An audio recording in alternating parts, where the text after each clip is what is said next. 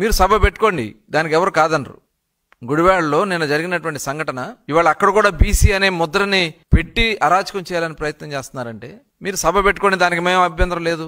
సభ పేరుతో రెచ్చగొట్టే కార్యక్రమాలు చేస్తే మటుకి ఇబ్బందులు వస్తాయని చెప్పి తెలియజేస్తా ఉన్నారు. మీరు అక్కడ కావాలని చెప్పి ఉద్దేశపూర్వకంగా ఆ జెడ్పీ చైర్పర్సన్ అక్కడ నిన్న వారు మాట్లాడినటువంటి మాటలకి తెలుగుదేశం పార్టీ వాళ్ళు అక్కడ ఏదో నిరసన తెలియజేసుకుంటా ఉంటే వాళ్ళ మధ్యకు వచ్చి రెచ్చగొట్టే కార్యక్రమాలు చేయటం, వెళ్ళిపోమని చెప్పి బతిలాడినా కూడా వెళ్లకుండా మళ్ళీ వెనక్కి వచ్చి వాళ్ళ మీద పరుష పదజాలంతో భార్యాభర్తలు ఇద్దరు మాట్లాడితే అక్కడేదో పెద్ద డ్రామా చేసి ఇంకా మహానటుల్ని మించి నటిస్తా ఉన్నారు. మహానటులు నిజంగా చూస్తా ఉంటే సిగ్గు అనిపిస్తా ఉంది. అసలు వీళ్ళు ప్రవర్తన చూస్తా ఉంటే సభ్య సమాజం సిగ్గుపడతా ఉంది. దీనికి మళ్ళీ బీసీ కార్డు. అసలు మీరు మనుషులేనా?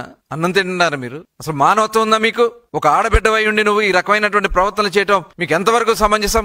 నేను చూశాను గతంలో కూడా జడ్పీ సమావేశాలకు వెళ్ళినప్పుడు కూడా రెచ్చగొట్టే కార్యక్రమాలు చేస్తారు వీళ్ళు. వాళ్ళ ప్రవర్తన, ఆలోచన విధానాలు ఏ రకంగా ఉన్నాయనే దానికి నిన్న వాళ్ళు వీడియోలు మొత్తం కనబడుతున్నాయి. వాళ్ళు ఏ రకంగా ఎంత దారుణంగా బూతులు తిడతా ఉన్నారు. ఆడ మనిషి అయ్యండి కూడా మీరు ఆ రకంగా బూతులు తిట్టి రెచ్చగొట్టే కార్యక్రమాలు చేయటం ఇది నిజంగా చాలా చాలా సిగ్గుచేటు.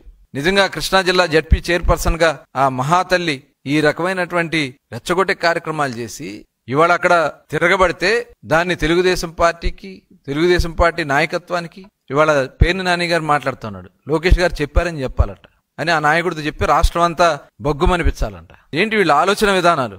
ఇవాళ మీరు బుక్ అయిపోతున్నారు, అది గుర్తుపెట్టుకోండి. మీరు చేసినటువంటి కార్యక్రమాల వల్ల 151 నుంచి 11కు పడిపోయారు. ఇలాంటి కుట్రలు చేసే మీరు దుర్మార్గమైనటువంటి ఆలోచనలు చేసే 151 నుంచి 11కు పడిపోయినటువంటి మీ పరిస్థితులు రేపు రాష్ట్రంలో మీ జాడ కూడా లేకుండా పోతుంది. దాంట్లో ఎటువంటి అనుమానం లేదు. అది గుర్తుపెట్టుకోండి.